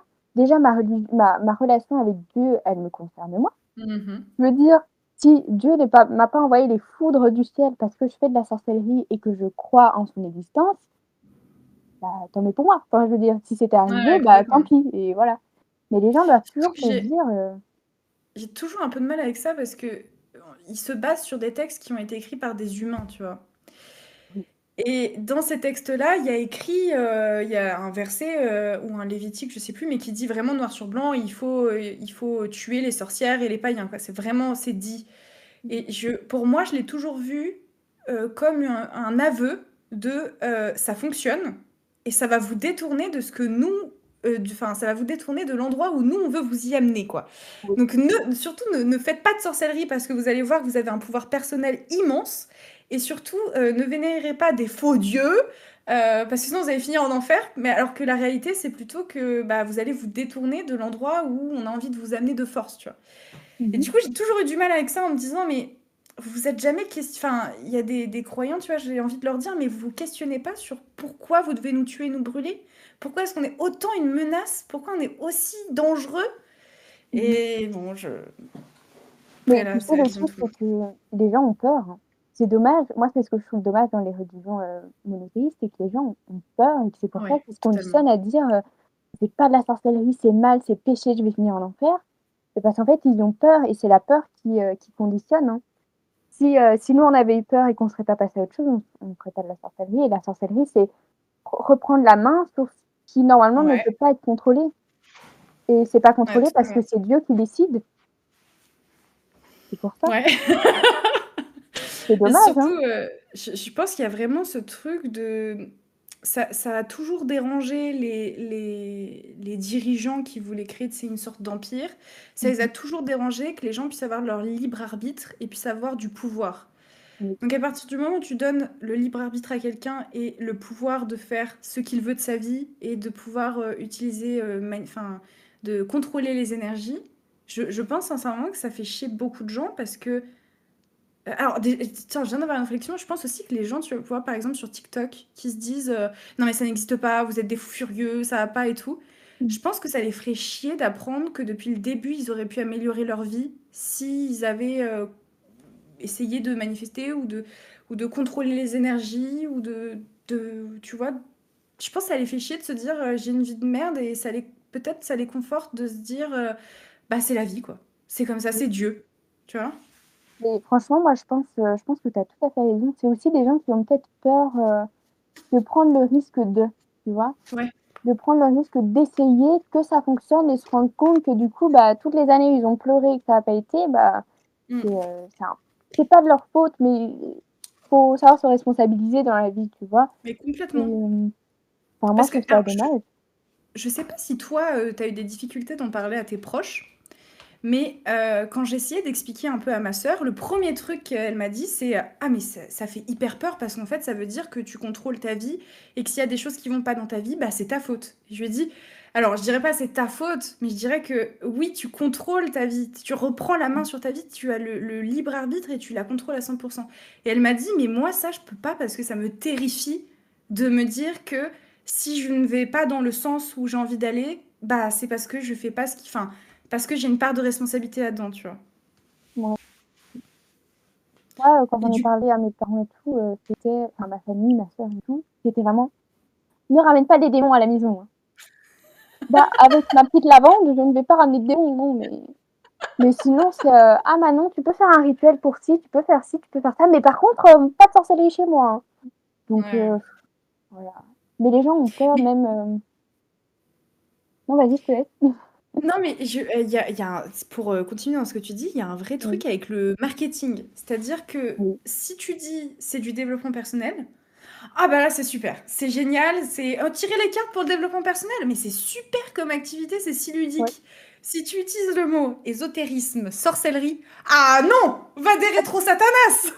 C'est le même produit, la même Mmh. utilisation, la même efficacité. Mais si tu changes juste le mot pour dire développement personnel, là, il n'y a aucun problème. Tu dis ésotérisme, c'est fini. Je ne comprends pas cette peur panique. Mais en fait, quand les gens entendent sorcellerie, ésotérisme, ils entendent entité démoniaque, possession, enfin vraiment l'extrême de l'extrême de l'extrême. Après, ce qu'il faut dire aussi, c'est que, bon, l'ésotérisme, c'est pas non plus hyper safe, mais comme tout, oui, Bah c'est oui, comme tout. possible d'attirer des entités démoniaques. Oui, enfin, c'est possible les possessions, parce qu'il y en a, enfin, tu as des possessions contrôlées, tu as des possessions pas contrôlées, au travers des invocations ou au travers. Voilà. Moi, j'avais entendu une fois que si tu te fais posséder, c'est parce que tu as donné ton accord, conscient ou inconscient. Voilà. Ça va toujours te trotter en tête. Moi, je pense qu'on n'en sait rien du tout. Oui. Voilà ce que je pense. C'est vrai que tant qu'on n'est pas concerné, Non, mais tu vois, sur TikTok, il y a une fille, enfin une femme sur TikTok qui parle beaucoup des pactes avec les démons. Et ça a créé mmh. une peur chez moi. Je me suis dit, mais oula, attends. Et moi, j'ai mais aucune envie de pactiser avec qui que ce soit. Et je me suis Ouais. surpris des fois pendant un rituel de dire à voix haute, si jamais il y a un démon, je ne pactise rien du tout, je suis contre tout, je ne veux pas, tu vois. Alors que, en Oui. fait, on n'en sait rien de comment ça fonctionne, on ne sait pas ce qui Non. se passe. Et ça se trouve, ce qu'ils appellent démon, bah, c'est juste un égrégore qui, comme une divinité, tu vois. C'est un C'est ça, échange hein. où tu lui donnes de l'énergie, en échange, bah, elle t'aide sur un plan de ta vie, tu vois. Voilà. Mmh. Mais moi, c'est un sujet qui m'intéresse vraiment hyper fort, tout ce qui est démonologie, donc travail avec les démons et Mhm. tout. C'est pas un truc dans lequel je me sens encore prête d'y aller parce que, bah, ça fait quand même un peu flipper, il faut vraiment savoir Ah ouais. manier. Puis c'est des fortes énergies, mais ça m'a toujours intéressée et il faut savoir que enfin, ça a toujours été fait d'invoquer des démons et de les soumettre à une autorité. Soit tu soumets un démon et tu l'envoies faire, faire ce que tu veux, Mhm. soit ça se passe comme si tu faisais une offrande et tu lui fais une offrande et lui et cetera, tu vois? Donc pour moi, le fait, c'est un bon, ça dépend. Parce que tu as des démons qui sont plus puissants que d'autres, Mhm. hem, mais si un jour quelqu'un se fait posséder, c'est que tu es tombé sur un démon, archi fort et que, tu es mal tombé quoi. C'est tu vois, ça peut être tellement plein de trucs, quelqu'un qui t'a envoyé le démon et cetera. Enfin, c'est un truc et aussi, est-ce Mhm. que c'est un démon chrétien? Est-ce que c'est pas un démon chrétien? Tu vois? Ouais, ouais, je suis d'accord. Mais j'ai du mal avec ça parce que, en fait, je me dis, tu vois, c'est tellement rare, genre des vrais cas de possession, Mhm. comme dans les films, par exemple. Franchement, il y en a jamais, quoi. C'est Mais super rare. Alors, ça existe parce qu'il y a vraiment des cas où l'Église enfin le Vatican même parfois envoie des spécialistes pour aider des personnes possédées. Donc, il y a un registre et tout, il y a un vrai truc là-dessus, mais je me dis, c'est tellement rare. Quelle est la probabilité que, tu vois, ça tombe sur toi? mais franchement, je sais pas, tu sais qu'il paraît maintenant que le Vatican propose des cours d'exorcisme. Je Ouais. sais pas si tu as vu ça. C'est un truc de fou. Genre, ça y est, tu payes, je pense, c'est quoi, 800 €, 4 Ouah, c'est jours. cher quand même. Ah oui, non, c'est cher. Mais attention, c'est au Vatican, hein. Mais il faut savoir parler l'italien Ouais, ou le latin. ouais, Sinon, bon. c'est mort. Mais je sais pas, tu sais, enfin, non, franchement, je sais pas. À quel moment tu te fais posséder? Qu'est-ce que tu as fait pour être possédé, en fait? Tu vois? En fait, je pense aussi qu'il y a peut-être un mélange entre être ensorcelé Oui, ou recevoir une forme de malédiction, même de mauvais œil, et être possédé. Parce que possédé, ça veut vraiment dire qu'il y a une entité qui habite en toi et qui t'utilise comme si ton corps était juste son véhicule, quoi. Donc ouais. alors déjà, c'est hyper flippant, je trouve. Oui, Et je pense qu'il faut une telle quantité d'énergie que pour moi, ça me paraît pas impossible, mais pour moi, ça me paraît... Enfin, je pense que c'est très rare, tu vois. Alors que par contre, en revanche, être manipulé, et vraiment manipulé sur le plan en sorcellerie, ou recevoir une malédiction, ou avoir le mauvais œil, ça c'est beaucoup plus commun. ouais. Et je pense que l'humain peut peut-être vite avoir peur de ah putain je suis possédé, tu vois. Alors qu'en Oui, oui. soi, bah, juste c'est un truc qui peut s'enlever beaucoup plus facilement et qui est juste bah, une accumulation de malchance et on t'a envoyé le mauvais œil ou on t'a même offert un cadeau, tu sais, avec un objet enchanté et ça peut être des trucs comme ça, quoi. Je sais pas si tu as lu le livre, ça c'est Magie de la Terre des éditions, je sais pas, des éditions Danaï, je pense que c'est ça. Et Je il l'ai pas, mais il parle, est dans ma liste. il est génial. Franchement, il est génial. Avec ce livre, je suis tombée amoureuse de tous les livres sur la magie élémentaire. Franchement, c'est un truc de fou. Et en gros, ils expliquent la différence entre invocation et évocation lors des Ouais. rituels. Et du coup, ils t'expliquent que tu peux encadrer une possession dans le sens où il y a des gens qui vont peut-être invoquer Aphrodite et lui laisser la Mhm. possession de son corps pour qu'elle puisse faire des rituels ou délivrer un message ou quoi. Là, je trouve que c'est très intéressant d'appuyer là-dessus. Quand on débute, on veut toujours invoquer telle ou telle énergie Mhm. en pensant que c'est juste avoir l'énergie de la divinité, alors que si vous faites une invocation, vous invitez la divinité à prendre possession de votre corps. Et dans le livre, tu as une dame qui explique un petit peu qu'une invocation, donc une possession contrôlée, je vais appeler ça comme ça, c'est le fait vraiment que tu n'as plus de contrôle de ton corps. Tu n'es plus Ouais. là, tu ne sais plus pas ce qui se passe, tu n'es plus là. Mais c'est évidemment encadré dans le sens où elle a des gens, etc., pour la ramener ou je sais pas trop quoi. Et voilà, ne faites pas ça pour vous amuser un samedi matin, quoi. Pas Mais conseillé tu du vois, tout. c'est trop intéressant ce que tu dis parce que, par exemple, avec Lilith, il y a Mhm. une pratique où, bah, par exemple, quand une femme est en danger et qu'elle se fait, je sais pas moi, battre par son mari ou qu'elle vit une situation d'agression, bah justement, il y a une forme de petit rituel à faire où tu peux l'invoquer pour qu'elle prenne Mhm. les coups à ta place. Pour que, c'est comme si tu allais faire une sortie de corps où c'est elle te dit, ok, tu te mets en veille, je m'en occupe, je prends la souffrance pour toi. Et c'est vraiment là une vraie invocation parce que elle prend possession de ton corps. Alors, soit pour prendre les coups à ta place, soit pour te défendre parce que toi, tu n'as pas l'énergie nécessaire ou parce que tu as besoin, tu vois, d'être. Bah, Lilith, elle rentre dedans, quoi. Elle n'a pas peur, quoi. Donc, et il y a un rituel que j'ai étudié et c'est exactement ce que tu dis. C'est vraiment l'invocation pure. C'est tu ouvres les portes de ton corps en fait et tu lui laisses les clés et elle se charge de tout. Et c'est comme si ton esprit vraiment se mettait en veille, quoi. Et ensuite, elle part et elle te laisse reprendre ton corps. Et à l'inverse, du coup, quand je fais des rituels, je fais beaucoup d'évocations, c'est-à-dire que je vais lui demander si elle veut participer, mais extérieur. Je lui demande pas, vas-y, rentre dans mon corps, on fait un petit rituel, tu vois. Non, non, je vais lui dire, est-ce que tu peux, comment dire ça? puisque tu peux projeter ton énergie sur cet objet ou sur cette huile ou sur cet ingrédient, et voilà. Il y en a qui aiment bien visualiser ça comme si, quand tu fais ton cercle de protection. Alors moi, j'aime bien le cercle de protection lors de la visualisation, parce que je trouve ça plus simple, et puis mettre du sel par terre, bon, ça va 10 minutes, mais après, faut nettoyer, donc voilà.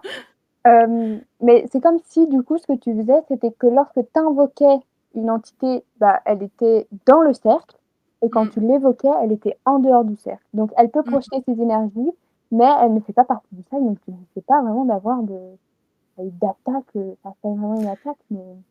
Alors, je comprends de fou, et je pense que je fais un peu ça, mais avec une petite subtilité, c'est que pour moi, la divinité, elle est quand même avec moi dans le cercle, mais c'est comme si j'avais un peu comme ce qu'on pourrait appeler l'aura, tu vois. C'est Ouais. comme si j'avais une bulle de protection dans le cercle qui entourait que mon corps. Oui. Pour que c'est vraiment, à chaque fois, je fais une espèce de double protection. Alors, pour le coup, je fais beaucoup de cercles physiques. Alors, Avec je du mets pas du sel. Non, je Ah, mets pas que du sel. J'utilise des pierres ou de la poudre d'œuf ou des bougies, tu ouais. sais, plein de trucs. Mais du coup, pour moi, je vois vraiment la divinité dans le cercle avec moi. Mais comme moi, je vais avoir une sphère de protection qui ne concerne que moi, bah, je peux pas recevoir d'attaque physique et rien ne peut se rentrer de mon corps sans mon consentement, tu vois. On en parle très peu du fait qu'on peut faire des doubles protections comme ça.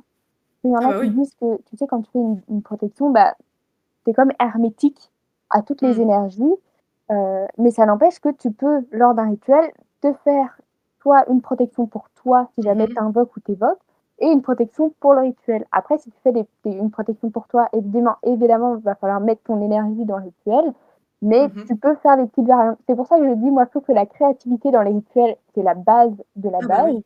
Que par exemple, en visualisation, il y en a certains qui visualisent une porte pour, si jamais il se passe un truc, ils peuvent sortir du rituel sans casser la bulle énergétique. Ça, on n'en parle pas du tout. C'est vraiment dommage. Alors que c'est très malin en plus comme façon de faire. Bah oui. T'avais déjà entendu ça ou pas du tout?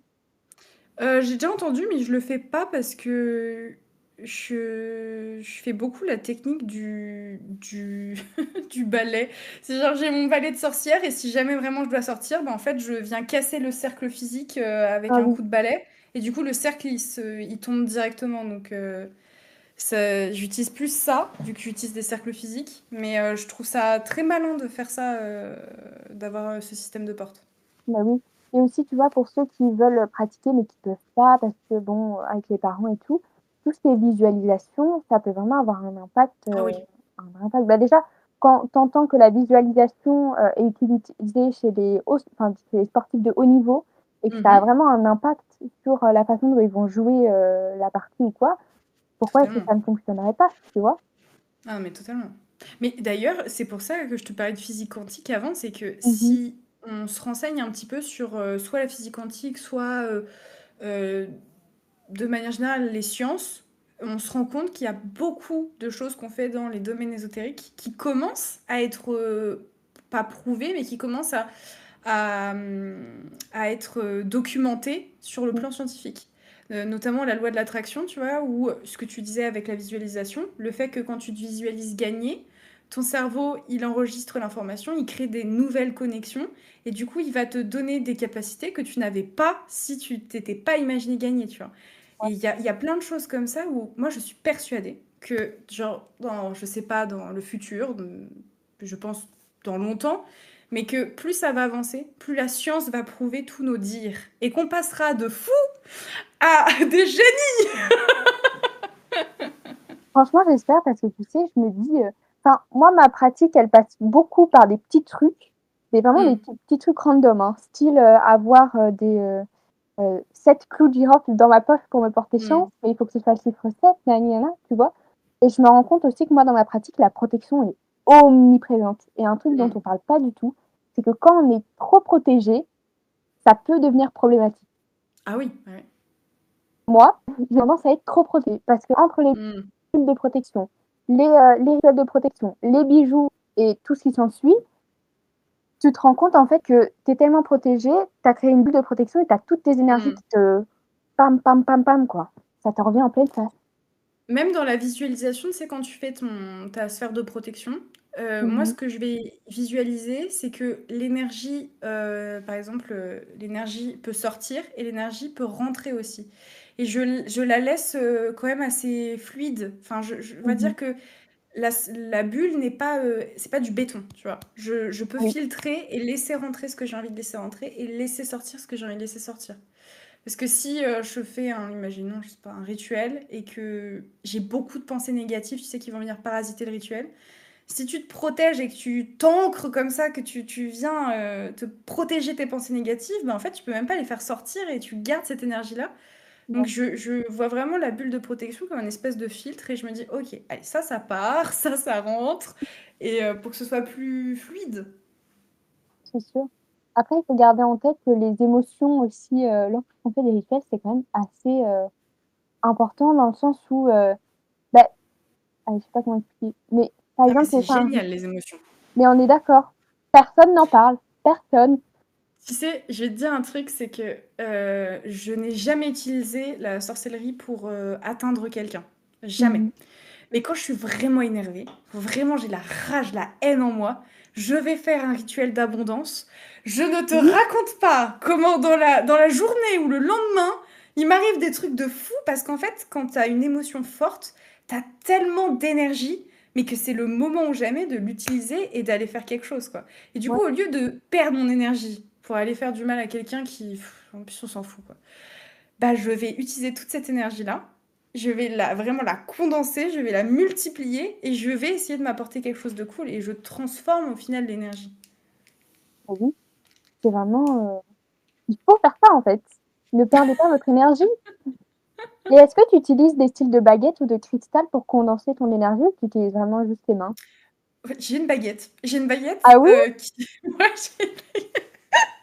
à chaque fois, alors moi vraiment, quand je suis dans la pièce où je fais mes rituels, j'ai l'impression vraiment d'être dans Harry Potter et je me sens ridicule, mais c'est tellement efficace pourtant. Mmh. J'ai une baguette, genre j'ai pris un bout de bois en forêt qui avait vraiment une forme de baguette. Et je Mmh. l'ai peinte, je l'ai décorée, je l'ai gravée, après je l'ai consacrée et tout. Et du coup, ouais, pour diriger vraiment l'énergie dans un point précis, j'utilise la baguette. Mais oui, mais franchement, c'est moi j'hésite, hein. Mais après je me dis: «Est-ce que j'ai la créativité de faire une baguette?» Je vais toujours me dire: «Bon, ça reste un bout de bois», tu vois? Mais il faut vraiment le Ouais, consacrer et tout, mais mais bah, encore une fois, vu que je travaille beaucoup avec les huiles, genre mmh. je l'ai, je l'ai ointe, je pense que c'est ça le bon mot. Mmh. Je l'ai ointe d'huile, je l'ai vraiment laissé macérer pour que le bois absorbe en fait l'huile en question. Et Ouais. après, j'ai fait un gros rituel de consacration, puis j'ai gravé aussi beaucoup de symboles pour activer certaines choses et tout. Et je pense que vraiment, la baguette, c'est hyper simple à faire, faut pas se prendre la tête. Pour te dire, tu sais comment j'ai peint ma baguette? J'ai utilisé du vernis à ongles. Mais non! Putain, j'aurais Ça dû aller fait te la chercher. ça Et fait quelle couleur? j'ai fait un dégradé en fait de noir et marron. Et du coup, ça Ah fait oui. vraiment baguette, baguette quoi. Et j'ai Bah écoute, accroché un petit pentacle et tout. J'ai fait mes petites runes, mes petits sigils et voilà quoi. mais comme quoi, hein, franchement on peut faire de la sorcellerie avec tout et rien. Bah oui, non mais il y a beaucoup ce truc de rejeter tout ce qui est moderne, tu sais. Genre Oui. tout ce qui appartient à notre siècle à nous, c'est forcément nul. Mmh. Ben, je trouve ça trop dommage parce que ma vision de la sorcellerie, c'est vraiment que ça évolue avec le pratiquant.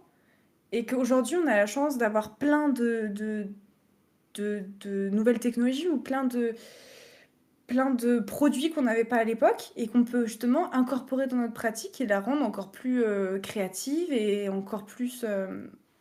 Enfin, je pense que aussi ça fonctionne. Je pense qu'aujourd'hui, il y a des rituels qu'on faisait à l'époque, tu vois, qui fonctionneraient pas parce que notre vie moderne, elle correspond pas du tout aux rituels, aux anciens rituels. Et au contraire, il y a des nouveaux rituels qu'on peut mettre en place qui n'existaient pas avant et qui fonctionnent tout aussi bien. Tu vois, par Mmh. exemple, il y a 3000 ans, il n'y avait pas de rituel pour devenir populaire ou connu. Ça n'existait Ah pas, oui. ça. Alors qu'aujourd'hui, tu vas pouvoir trouver des petits trucs pour augmenter ton rayonnement, pour attirer à toi la sympathie des gens et tout. C'est des trucs qui, à l'époque, se faisaient pas tant que ça. Non, c'est sûr. Et pourtant, aujourd'hui, on peut le faire. Mais il faut garder en tête aussi que, comme tu disais, c'est dommage de garder la sorcellerie, il faut que la sorcellerie soit ancienne, il faut que ça reste, Mm. comme c'était avant et cetera. C'est vraiment super dommage.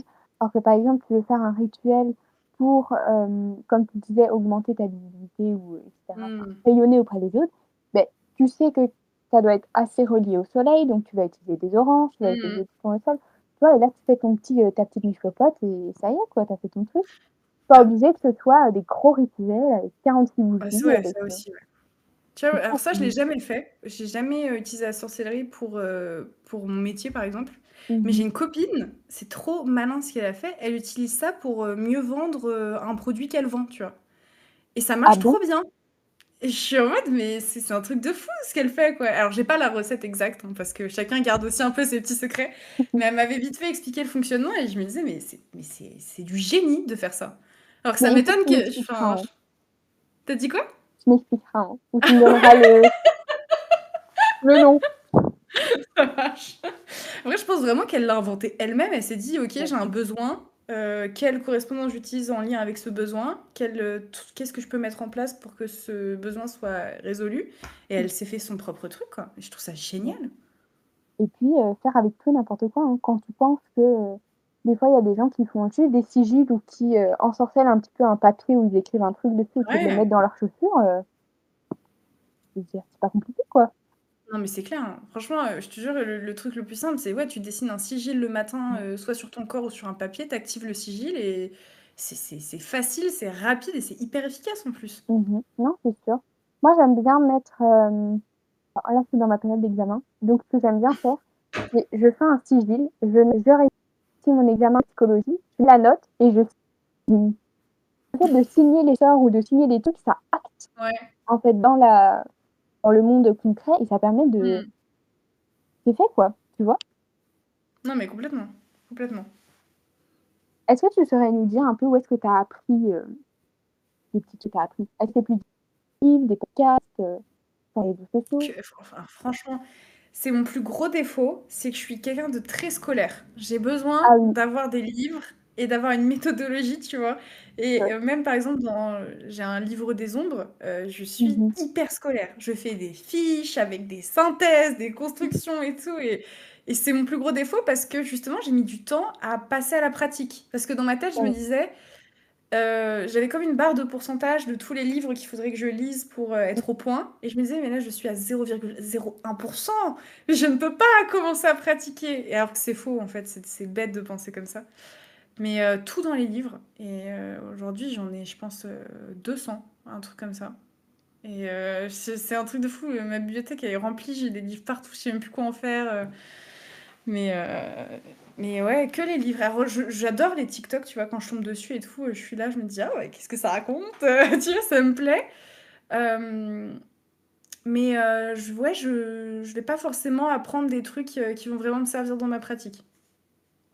Et est-ce que tu as des livres, spécifiques que tu conseilles, que tu as particulièrement aimés? Ah, que j'ai particulièrement aimé, c'est pas pareil, je les conseille pas forcément. Ah bah, attends, ma bibliothèque est juste, je peux t'en ramener deux trois. Si, si. Je reviens. Alors attends, j'ai pris plusieurs bouquins. J'ai pris plusieurs bouquins parce qu'il y a plusieurs, thématiques. Montre-nous Hop ça. là. Alors, il y a des livres, anciens, il y a des livres un peu plus ce qu'on va appeler new age, Mmh. qui est pas forcément mauvais, j'ai du mal avec ce truc de: «Ah, c'est new age, c'est nul», alors c'est pas vrai. Le premier truc que j'ai bien aimé, qui est un livre, récent, c'est, Psychic Witch. Je sais pas si tu Ah, j'en ai connais? entendu parler celui-là.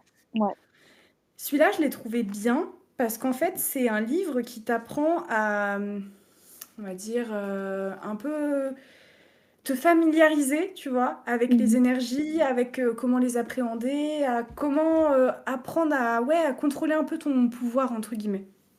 C'est plus pour les débutants, celui-là?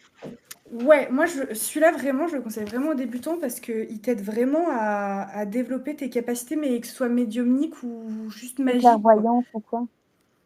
Ouais, mais puis même en termes de sorcellerie, tu vois, il y a des Mmh trucs mh. sur, des exercices de visualisation, des Ah oui. exercices, vraiment pour t'apprendre à ressentir l'énergie, la diriger.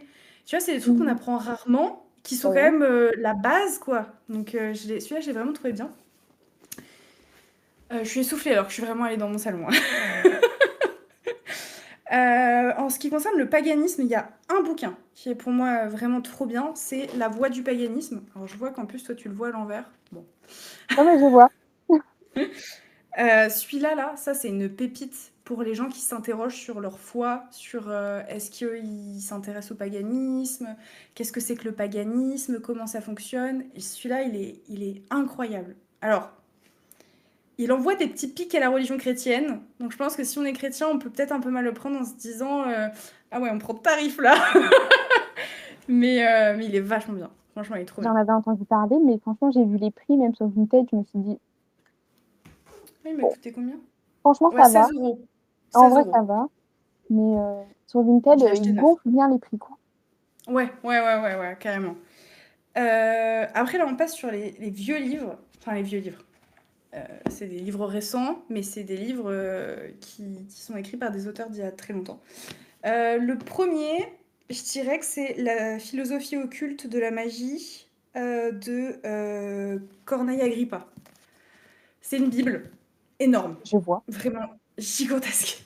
Mais c'est son œuvre complète et c'est trop intéressant. C'est... En fait, ça a vraiment mélangé philosophie et tout ce qui va être occulte, magie. Alors, ça parle pas forcément de sorcellerie à proprement parler, parce que c'était aussi à une époque où sorcellerie, c'était pas trop bien vu. Mais par contre, tu as tellement de références, tellement de choses intéressantes dans ce livre. Même toi, dans ta réflexion de comment tu abordes l'ésotérisme, pour ta construction personnelle, c'est une dinguerie. Il est trop bien. Tu m'entends Dans encore? la... Oh oui, je t'entends. Ok, ça va. Pourquoi? J'ai cru que mon micro avait lâché, je me suis dit, mais Ah ça non, va. c'est nickel. Après, il y a Eliphas Lévy aussi, qui a écrit pas mal de bouquins, et Papus. C'est deux auteurs qui sont vraiment très connus dans le milieu de l'ésotérisme. J'ai bien aimé, mais déjà, c'est très compliqué à lire. Là, on est vraiment sur on parle de dogmes et de rituels. Enfin, tu vois, c'est vraiment un truc un peu pompeux. Et eux, ils vont te dire les sorcières, c'est mal, la sorcellerie, c'est mal, alors que c'est exactement ce qu'ils font. Oui. Mais comme à l'époque c'était interdit et qu'ils voulaient pas se faire taper sur les doigts par le Vatican, mais ils étaient obligés de dire que eux, tu vois, ce sont des mages, des magiciens, Ouais. et nous sommes les vilaines sorcières qu'il faut brûler. Bon. Donc ça, c'est un peu relou quand tu lis ça. Des fois, ça t'irrite un peu. Tu te dis, mais quel connard. Mais c'est trop intéressant quand même. Pareil sur le fonctionnement de la magie. Là, on est vraiment sur des bases, les bases. Et un truc qui n'a rien à voir. Mais j'ai fait ma première enquête paranormale. Mais oui, c'est vrai. Et du On en coup, parlera si tu veux bien. ah, bien sûr, avec plaisir. Et du coup, je me suis renseignée sur le spiritisme. Oui. Et j'ai acheté c'est Ah oui. un tank. Le livre est immense. Il est énorme. Mais c'est la Bible du spiritisme de Alan Kardec. Et alors lui, c'est une dinguerie. Je pense que s'il y a si vous vous intéressez justement aux esprits, aux fantômes, à tout ce qui est de l'ordre de l'invisible, plus du paranormal, faut lire ce livre. C'est une merveille. Et c'est un auteur assez référent dans le domaine du paranormal. Ah bah.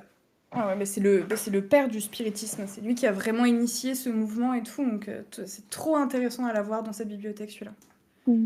Bah, merci beaucoup pour ton partage. Je mettrai les sources en description du podcast. J'ai essayé de prendre des livres qu'on conseille rarement. Mais oui. Non, mais c'est pour bien, essayer de franchement. changer un peu.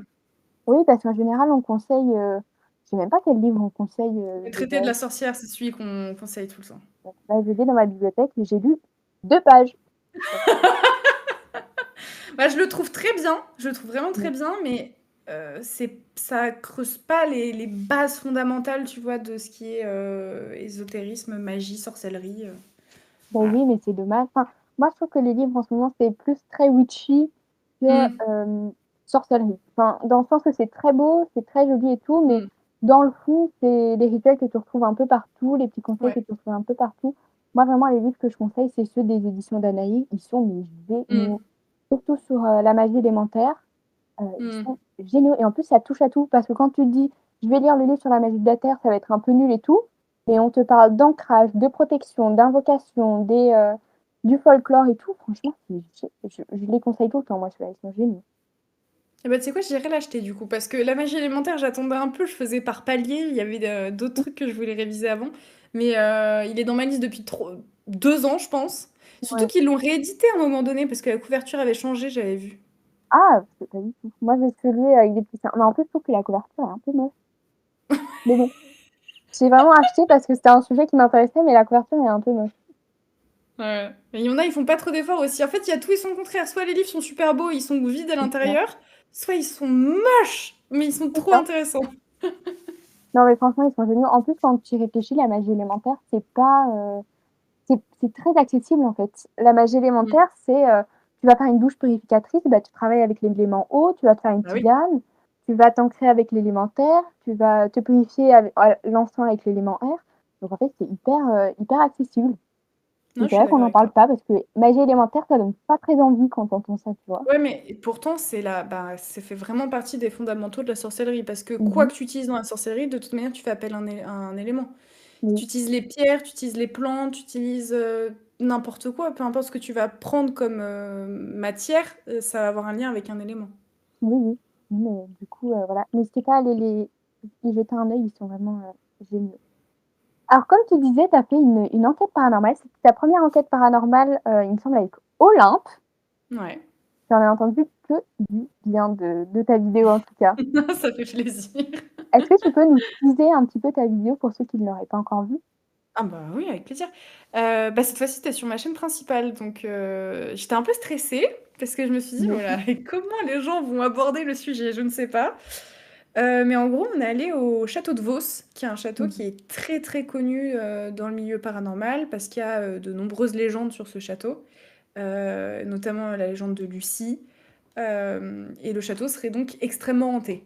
Donc c'est un lieu qui est très intéressant quand tu veux faire ce genre d'enquête parce qu'apparemment il y a beaucoup d'entités. Mhm. Du coup, on y allait avec mon chéri. Et on était tous les trois et on a passé la soirée dans le lieu. On a dormi sur place et on est parti ensuite le lendemain matin. Je te raconte pas la gueule qu'on a le lendemain matin. On est déphasé, on n'a pas dormi de la J'imagine. nuit. C'était c'était assez épique. Et c'était notre première, donc on n'avait pas forcément justement toute la méthodologie que les professionnels vont avoir. Alors je dis que professionnels, on n'est jamais professionnel je pense, mais que tu sais, certains youtubeurs comme Jill, Silent Oui, Jill, j'adore cette nana et moi aussi. j'adore ses vidéos. Elle a vraiment construit une méthodologie, tu vois. Mhm. Ça fait plus de 7 ans qu'elle fait ça, elle s'y connaît et tout, elle a les codes et tout ça. Nous, on ne savait pas forcément. Mais on y allait de bonne foi, de bonne volonté, et on voulait faire notre propre expérience, quoi. Et on a utilisé un K2. J'avais pas encore une Spirit Box, malheureusement. Mais j'ai utilisé le pendule, on a utilisé les baguettes de sourcier. Et on a eu quelques résultats qui étaient assez intéressants. Après, pour en avoir parlé avec une médium et de Mhm. ressenti personnel, moi je pense que le lieu a été bien nettoyé. Vraiment bien nettoyé. Parce qu'elle y était allée il y a 1 an et demi. Il y avait Ouais. vraiment, elle voyait beaucoup, beaucoup d'entités. Et quand elle y est retournée, elle m'a dit, mais là, il y a presque plus rien, quoi. Donc, Mhm. nous, on a cette impression qu'il y a peut-être eu une petite purification, un petit bannissement, un petit truc, quoi. Après aussi, je pense que tu vois, plus il y a des gens qui vont à un endroit, plus les énergies bougent, et peut-être qu'il y a ça aussi qui rentre en jeu, tu vois. Enfin, je sais pas si c'est Ouais, un endroit très connu, mais par exemple, le château de Fougeray, j'imagine qu'il doit ouais. plus y avoir grand-chose, quoi. Normalement, c'est mon prochain. Et alors, le château de Fougeray, au contraire, je pense qu'il y a beaucoup de choses. Parce qu'en Ouais. fait, la propriétaire des lieux invoque énormément de choses. Elle fait des Ah oui. séances de Ouija avec des gens qui viennent payer pour faire des séances de Ouija. Elle fait des Mhm. séances de spiritisme. Elle fait des invocations de pas mal d'entités qu'on ne connaît pas forcément. Et surtout, elle va dans les brocantes pour récupérer de Ah très oui. vieux tableaux, de très vieux objets ayant une histoire très lourde et elle les met dans le château. Donc je pense qu'au contraire, Château de Fougeray, c'est un endroit qui est vraiment rempli parce qu'elle l'alimente en fait Oui, constamment. c'est ça, Parce qu'il hein. y a des gens qui adorent vivre avec des esprits, tu vois, enfin vivre avec des entités, des choses autour d'eux et qui en ont pas du tout peur, quoi. Toi, t'as peur des énergies qui pourraient tourner autour de toi? Ouais, un peu. En fait, je suis un peu. Je pense que j'ai été quand même beaucoup matrixée par les films d'horreur, par cette culture de tout ce qu'on ne connaît pas est mauvais, tu vois. Mhm. Et malgré le fait que je sois dans l'ésotérisme et que je maîtrise un peu le sujet, bah, j'ai quand même cette angoisse en moi en me disant: «Mais là, s'il y a le diable derrière moi, qu'il arrive et qu'il il me fait du mal et tout». Je me tape des flips de films d'horreur alors que je sais que c'est pas possible, mais donc ouais, j'ai quand même un peu peur, ouais. Mais c'est pour ça que je viens protéger, que je viens, j'encadre quand même le truc au maximum. Moi, perso, je pense que en fait, au début, j'avais extrêmement peur des entités. Parce que je pars du principe qu'il y a des entités partout, tout le temps. Et dans Ouais. ma maison, on a, tu vois, les cendres d'un animal défunt ou les vêtements de ma grand-mère qui est partie, tu vois? Donc c'est chargé. Et plus le temps passe, moins j'en ai peur. Au contraire, limite, Mmh. je me suis habituée et limite c'est bizarre quand ils sont pas là. Mais même quand c'est des énergies, autres que des énergies des défunts Mmh. que j'ai connus, il y a un petit côté comme ça un peu rassurant, genre tu es pas toute seule, mais quand tu entends des bruits dans la chambre d'à côté, bon là tu flippes un peu, mais il y a ce truc où, pour moi les énergies sont partout, enfin les entités sont partout et si un jour il se passe un truc, genre des fois j'ai déjà eu des entités, qui étaient ici et qui ont bref, il y a des trucs qui ont bougé et tout, j'ai pas peur de leur dire à voix haute: «OK les gars, maintenant là c'est stop et vous retournez Mmh. chez vous et je veux plus vous voir», tu vois? Je pense qu'il y a aussi ce truc où une fois que tu as pris la main et que tu t'es dit: «OK Ouais, maintenant complètement. j'en ai marre d'avoir peur», hop là et c'est parti, hein. Mais tu sais que ça, c'est la meilleure protection, c'est ne pas croire en quelque chose.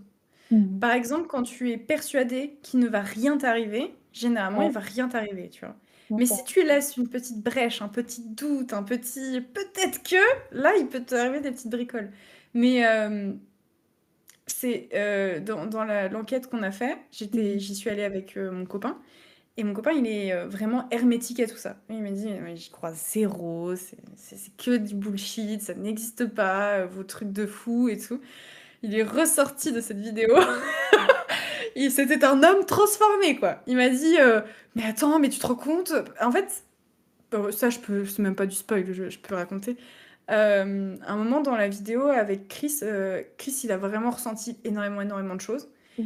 Et on se retrouve dans un couloir où, juste avant, on faisait une séance de pendule et l'entité nous disait, faut partir. Donc, trop chouette. Sympa.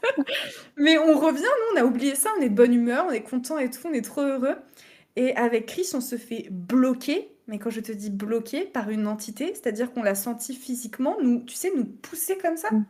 Ouais. Et alors là, Chris, il me regarde. Tu sais, j'ai senti qu'on avait vécu la même chose. Et Mmh. il dit, je ne peux pas bouger, je ne peux pas bouger. Il se met à pleurer, il s'est enfui. Et quand on en a reparlé, il m'a dit, ce soir-là, j'ai compris qu'il y avait un monde invisible. J'ai dit, Mmh. ah, ah bah alors là, ça Franchement, c'est magnifique. mais c'est fou parce qu'autant des fois, on peut se dire: «Ouais, il est» parce que moi aussi mon copain, hyper cartésien. Ce que je fais, c'est très bien, mais par contre, voilà.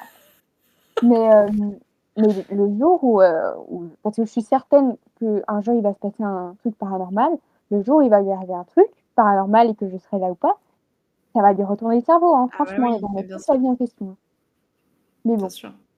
Est-ce que tu as fait un rituel, spécifique avant d'aller dans le château où tu t'es dit, «J'y vais comme ça et on verra ce qui se passe»? Non, non, jamais je vais dans un lieu en me disant, on verra bien. Non, non, non, j'avais fait pas mal de rituels de protection. Après, je les dis pas tous parce que Oui, non, c'est sûr. si je donne mes rituels, au bout d'un moment, on va pouvoir m'attaquer bien franchement.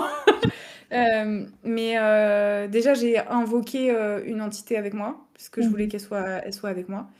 J'avais un sigil de gravé sur le corps. Enfin, Ouais. gravé. Je me suis pas gravé la peau, je me Mmh. suis dessinée.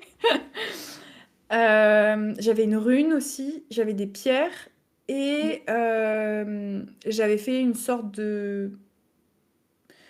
on va dire un rituel qui me permettait de pas être complètement hermétique, parce que si Mmh. tu trop protégé, en plus, bah, ça bloque complètement, je voulais pas être invisible, en fait, c'est ça, voilà.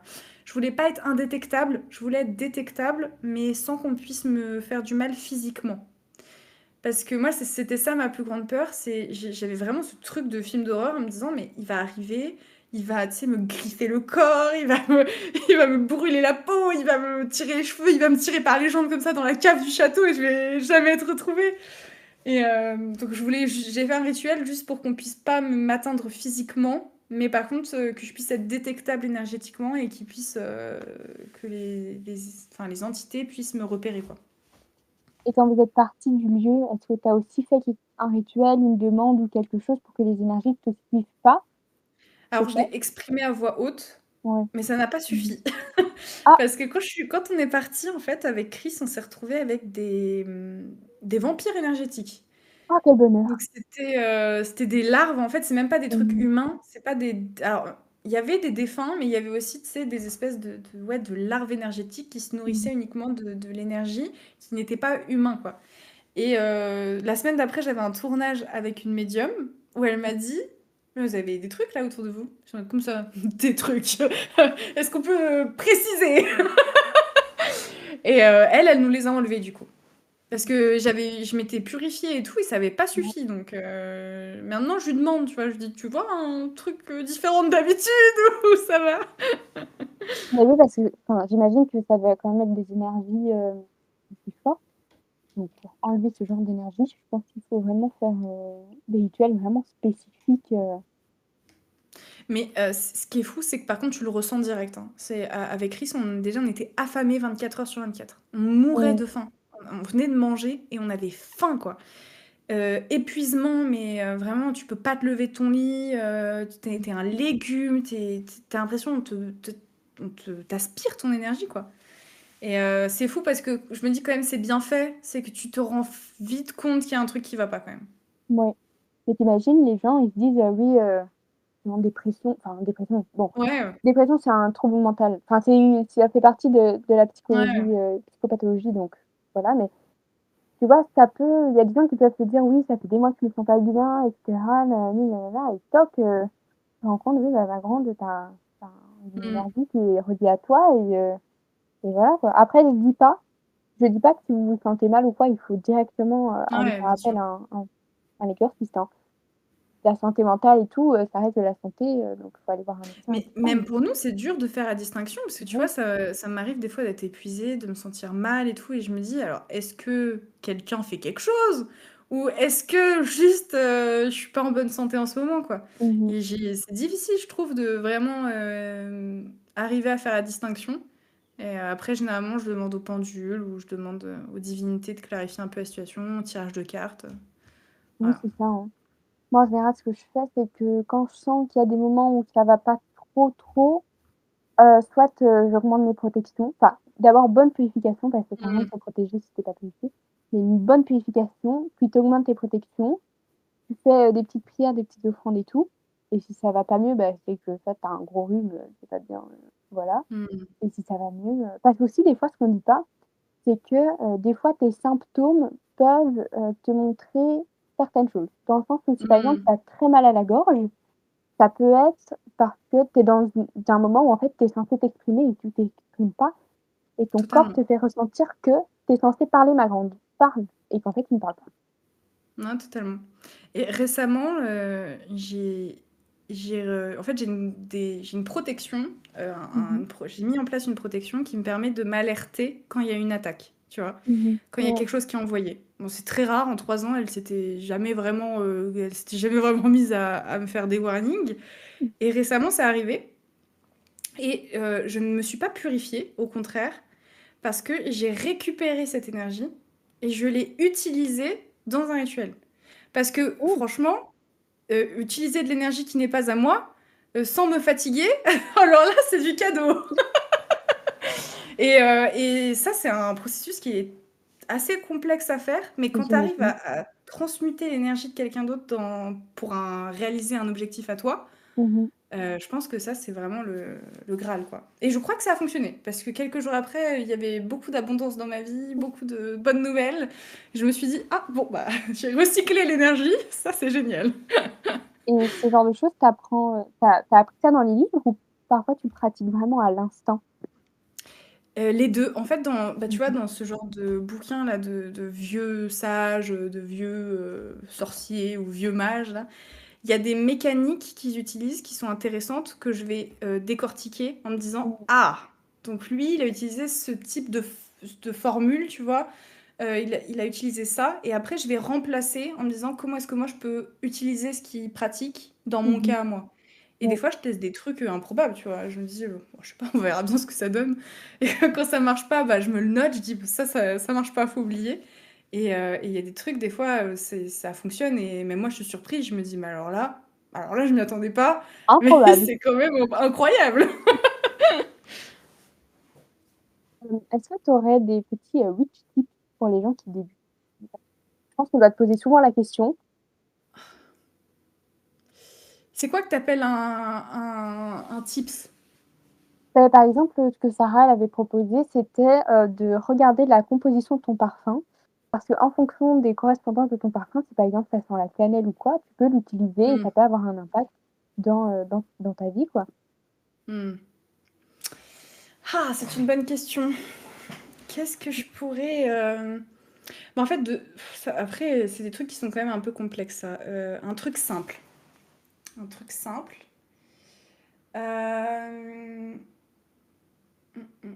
Franchement, les huiles, je vais y revenir, mais c'est le truc le plus simple à faire. Tu regardes tes correspondances, tu mets ton huile et après tu peux utiliser partout, dans tout le temps. Ouais, les Après, tresses aussi, au c'est niveau des huiles, ouais. Mais au niveau des huiles, il faut quand même faire attention parce qu'il y a certaines huiles, style les huiles de divination, tu les laisses trop macérer et que tu les utilises style au niveau du chakra du troisième œil et tout, ça peut complètement te déconnecter de ton chakra racine et donc tu es plus du tout ancré et tu peux faire des sorties de corps ou des trucs vraiment, donc faut quand même doser au niveau de la macération, au niveau du après pour les Ah huiles si! d'abondance, d'amour et tout. Il y a un truc auquel personne ne enfin, il y a peu de personnes qui y pensent, mais tu sais, par exemple, quand tu viens de faire un rituel et que tu es épuisé, tu sais, tu as donné trop Mmh. d'énergie, tu es épuisé. Un truc que je fais, c'est que, j'intègre ça dans mon rituel, c'est qu'à la fin, je vais manger et je vais bénir la nourriture que je vais manger et du coup, en la bénissant, je vais la charger énergétiquement et elle va me recharger énergétiquement. Et ça, c'est le truc que je fais après les rituels parce que bah, du coup, t'as pas ce contre-coup de te dire ouah, là, je suis pas bien, je suis fatiguée, je me sens mal. Et t'es tout de suite requinqué, donc t'as donné de l'énergie et en plus, t'en reçois.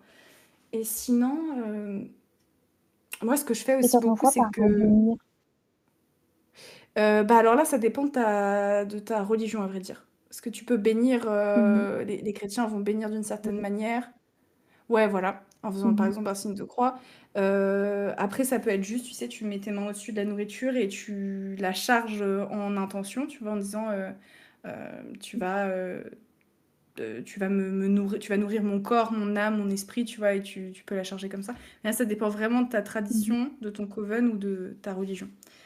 Mais sinon, un truc que je fais et que j'adore faire, c'est que j'ensorcelle mon maquillage.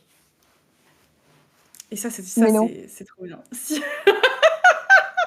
Tu vois, par exemple, quand j'ai une soirée, un événement pour le travail et où je suis en crise d'angoisse, je suis paniquée, bah, je vais ensorceler mon rouge à lèvres ou mon fard à paupières ou mon mascara, tu vois. Et soit ça va être pour me donner du courage, soit ça va être, même dans le cadre de la séduction, ça marche très bien.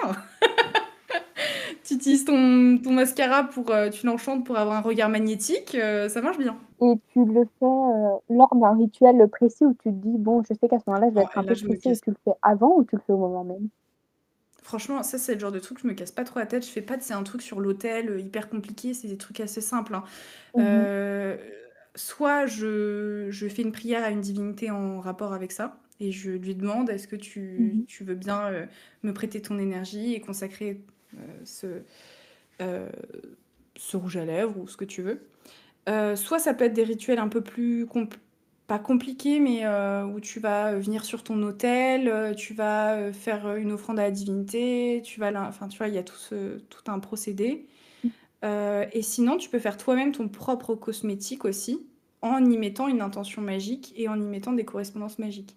Par exemple, tu sais, tu veux faire un baume à lèvres, nourrissant, tu vois?